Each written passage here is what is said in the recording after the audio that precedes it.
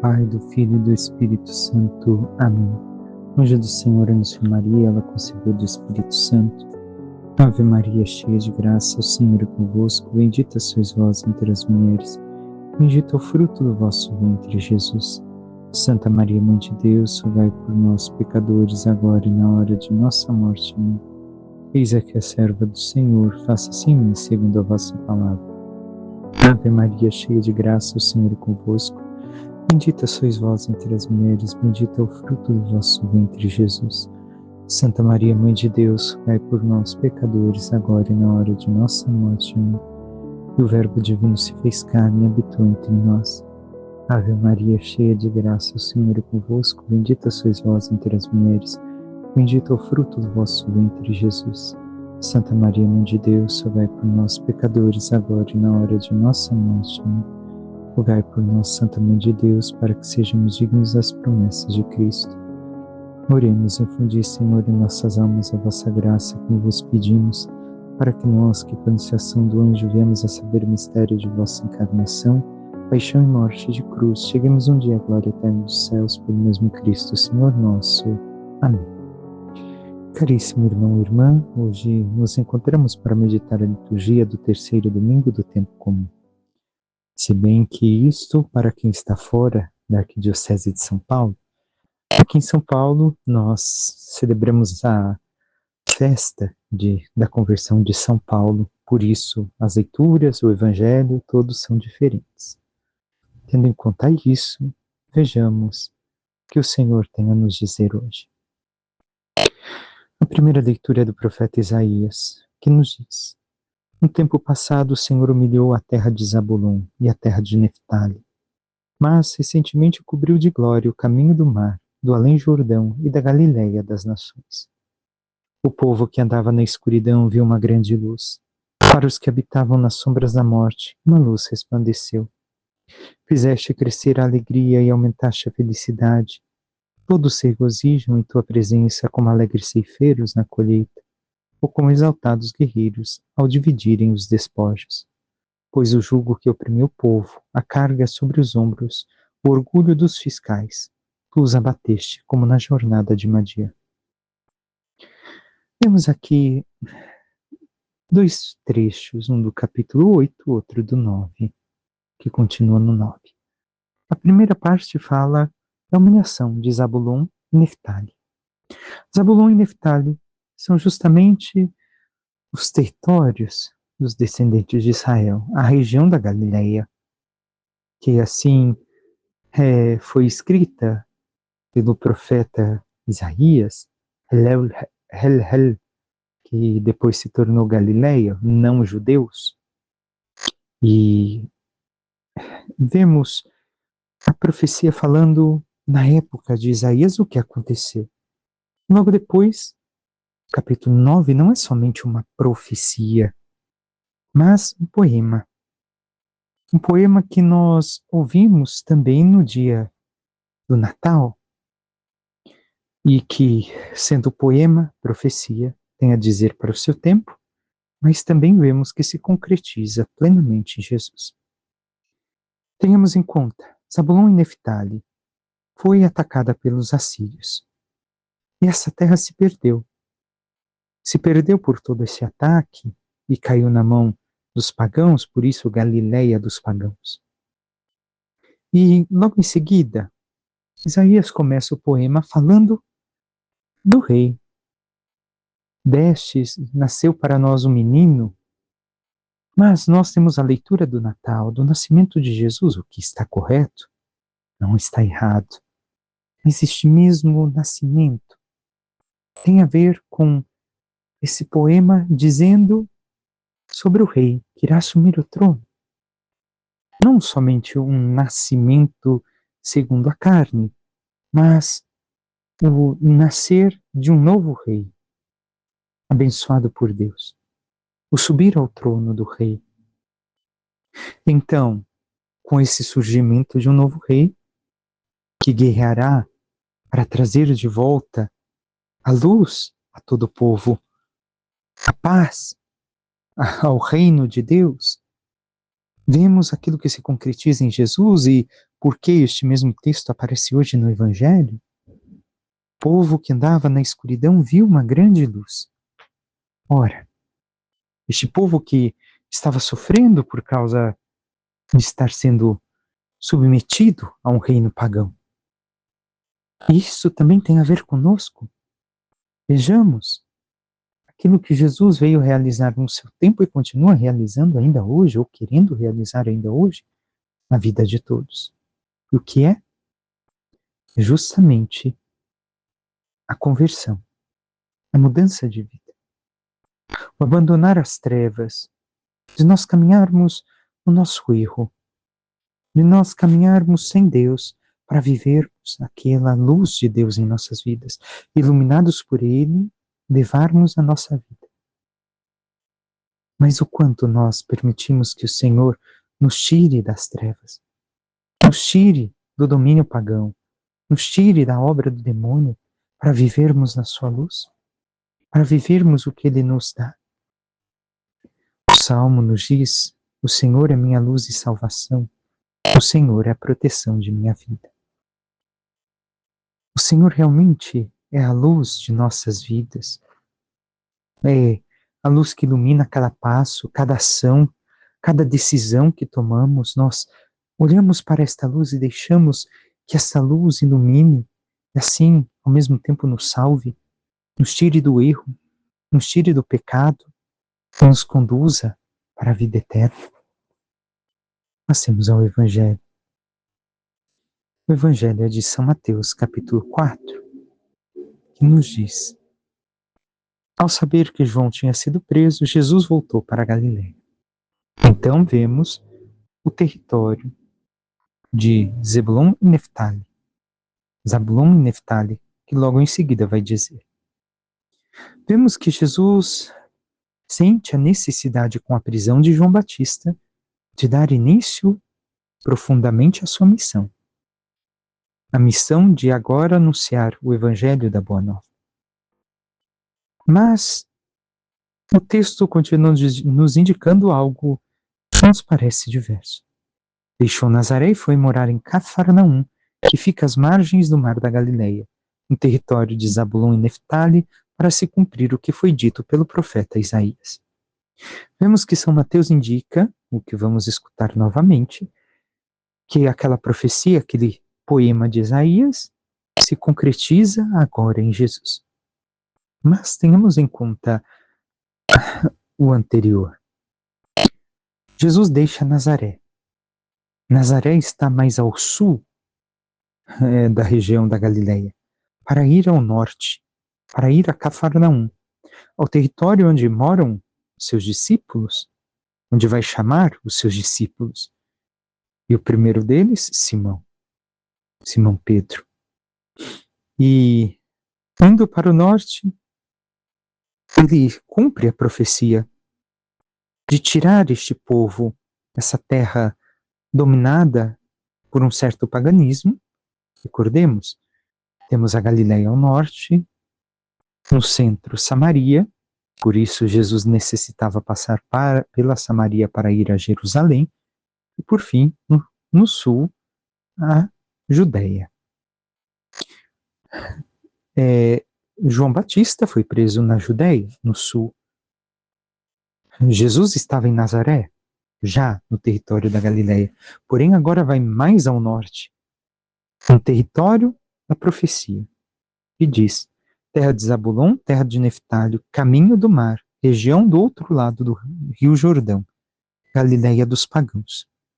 O povo que vivia nas trevas viu uma grande luz, e os que viviam na região escura da morte brilhou uma luz. Por que o evangelista chama de Mar da Galileia?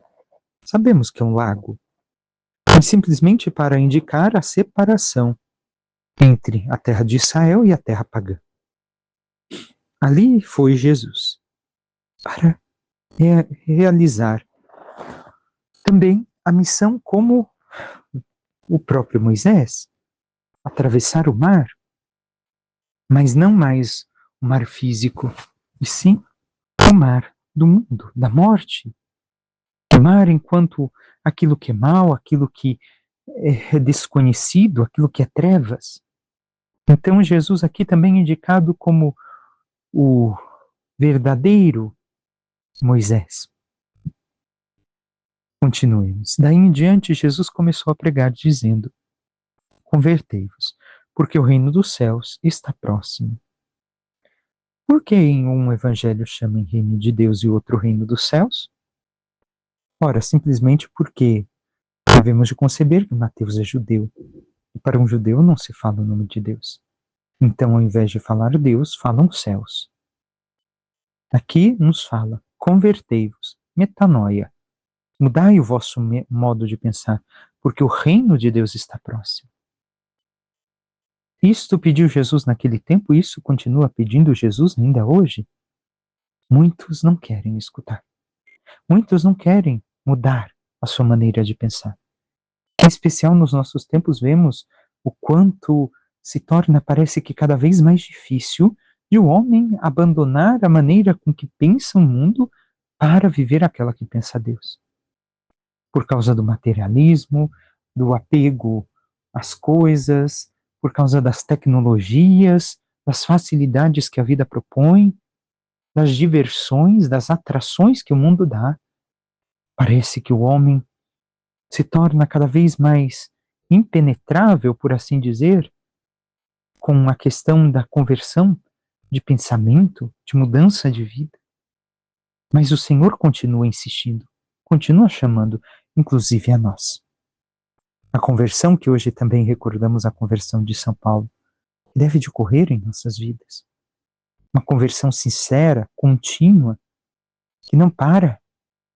Não podemos pensar e dar por solucionado a conversão de nossas vidas, já me converti, já acabou.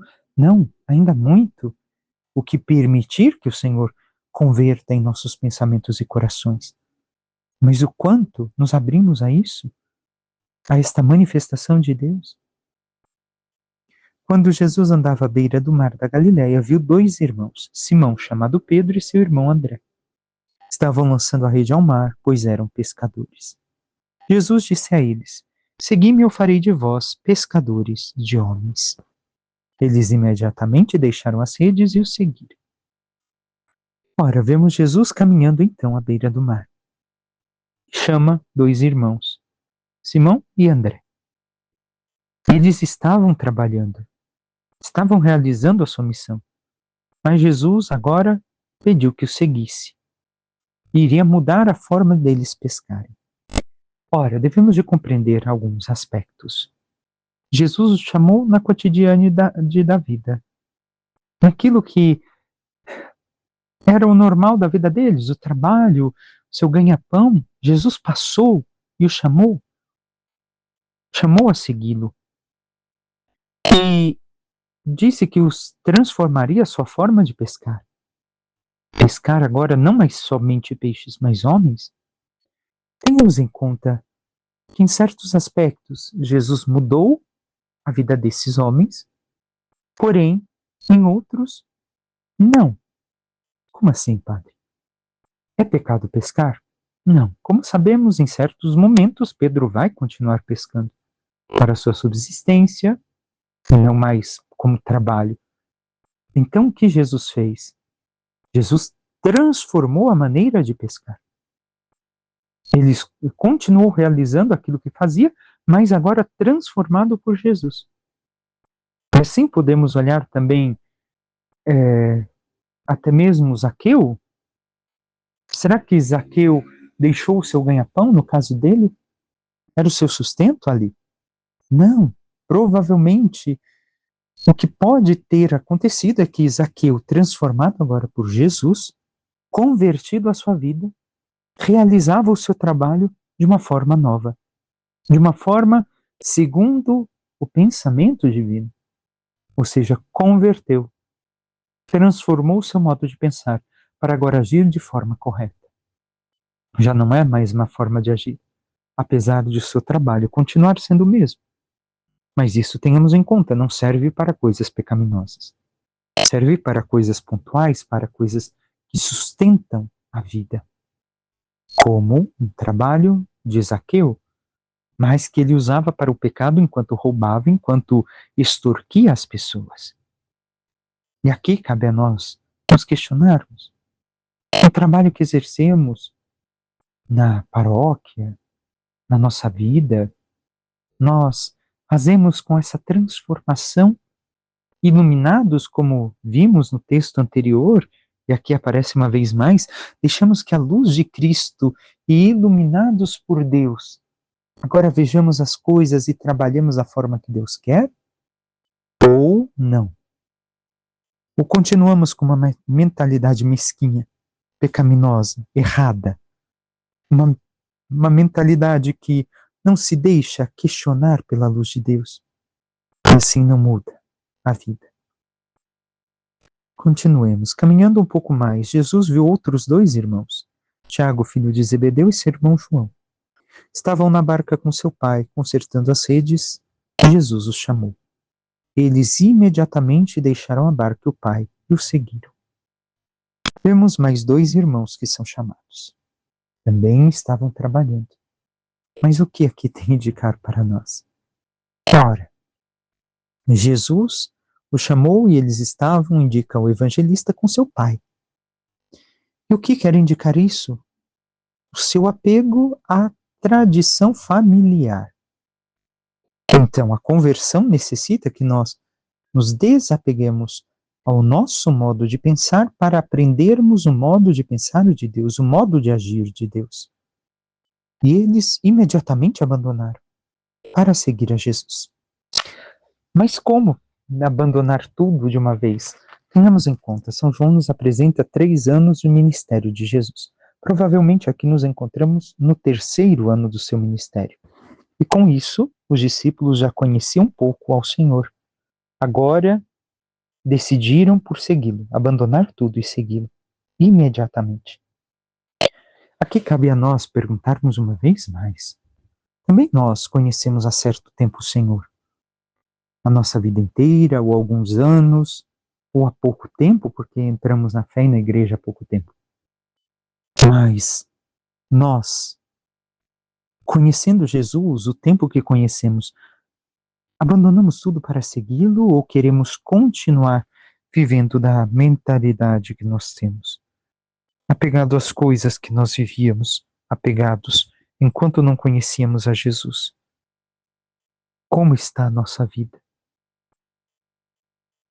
Jesus andava por toda a Galileia, ensinando em suas sinagogas, pregando o evangelho do reino e curando todo tipo de doença e enfermidade do povo. Então vemos que Jesus agora dá continuidade à sua obra. Prega na sinagoga, ensina, evangeliza, cura toda a enfermidade. E assim a igreja continua esta missão que Jesus iniciou. A igreja, enquanto esposa de Cristo, através dos sacerdotes, deve de continuar esta mesma missão. Evangelizar, pregar, coisa que hoje tantos não têm mais paciência. Lógico, às vezes não, mas às vezes é necessário uma pregação mais profunda, mas as pessoas hoje não querem. Só querem comungar, como se isso fosse resolver a vida. Resolve para aquele que tem uma profundidade de oração, mas para aquele que não conhece nada da palavra de Deus, talvez não tire os proveitos necessários da Sagrada Eucaristia, porque não conhecem a palavra do Cristo. E devem de andar lado a lado, palavra e Eucaristia. E assim, Jesus curava, então a cura deve de continuar acontecendo nas almas também, em especial nas almas. Porque recordemos, Jesus, quando cura primeiro a alma e depois vem, por consequência, o corpo. Por fim, a segunda leitura, que continuamos a primeira carta de São Paulo aos Coríntios. Semana passada escutamos uma introdução e hoje ouvimos o primeiro texto. Irmãos, eu vos exorto pelo nome do Senhor nosso Jesus Cristo, a que sejais todos concordes uns com os outros e não admitais divisões entre vós. Pelo contrário, sede bem unidos e concordes no pensar e no falar. Ora, São Paulo aqui está sendo claro mais adiante. do que estava acontecendo na comunidade de Corinto. Mas tenhamos em conta, nós devemos de ser concordes, sem divisão, na questão da fé, não nas opiniões. Opinião, não. Mas fé, sim. A fé deve de ser a mesma a todos. Devemos de pensar e falar a mesma fé da igreja. Não aquilo que nós queremos, ou que achamos que seja assim, eu penso assim. Não. A igreja ensina assim. E por isso pensamos a mesma coisa e falamos a mesma fé. E continua São Paulo, com efeito, pessoas da família de Cloé informaram-me a vosso respeito, meus irmãos, que está havendo contendas entre vós. Andamos bem, não é família, seria aqui da casa de Cloé. O que quer dizer da casa de Cloé? Os cristãos que se reuniam ali, ou ainda o clã, um clã que estaria falando a Paulo, que estava acontecendo por ali. Digo isto porque cada um de vós afirma, eu sou de Paulo, ou eu sou de Apolo, ou eu sou de Cefas, ou eu sou de Cristo. Será que Cristo está dividido? Caso Paulo é que foi crucificado por amor de vós? Ou no nome de Paulo que fostes batizados? De fato, Cristo não me enviou para batizar, mas para pregar a boa nova da salvação, sem me valer dos recursos da oratória, para não privar a cruz de Cristo da sua força própria. E o que está a indicar aqui São Paulo, no que continua no texto? A questão de cada um dizer que pertence a um grupo, ou que pertence a um padre. Ora, podemos ter admiração por alguém, mas isso não pode criar uma divisão? Recordemos, não importa o padre que celebre a missa, desde que celebre segundo o missal e de forma correta, que Cristo apareça, não ele. A Eucaristia se dá da mesma forma, o Cristo está ali presente, o sacramento se refaz, é válido, e por isso não devemos de perguntar somente isso ou aquilo, quem vai estar ali celebrando ou resolvendo. Podemos ter, mas não podemos nos dividir por causa disso. Se fulano não está, não tem problema.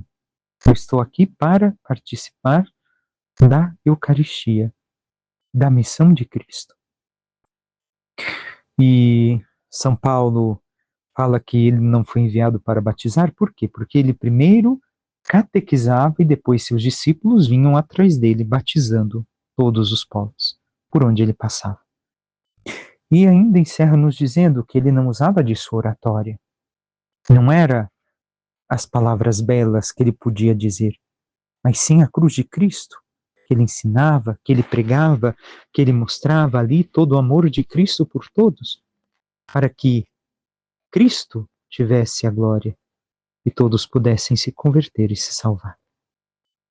Que possamos assim, irmãos e irmãs, viver sem causar divisão, sem buscar nos achar melhores que os outros porque sou deste grupo ou daquele, mas sim vivendo em plena sintonia com o Evangelho, para que Cristo seja tudo em nós. E assim possamos viver a fé e a santidade para um dia chegarmos aos céus. Peçamos à Santíssima Virgem Maria, nossa Mãe, que interceda por cada um de nós e nos ajude cada vez mais vivermos em sintonia com o Espírito Santo, nos deixando iluminar por tudo aquilo que Ele nos diz, nos ensina, para que assim possamos, cada pensamento e ação, vivermos segundo aquilo que Deus espera de cada um de nós, caminhando na sua luz, na sua graça, na sua santidade, e vivendo assim conforme sua santa vontade, possamos um dia chegar à glória dos céus. Louvado seja nosso Senhor Jesus Cristo, para que sempre seja louvado. Por intercessão da Santíssima Virgem Maria, de todos os santos e anjos de Deus, desça sobre vós, vossas famílias, vosso trabalho e tudo que vos pertence, a bênção do Deus Todo-Poderoso, que é Pai, Filho e Espírito Santo. Amém. Um santo e abençoado dia a todos.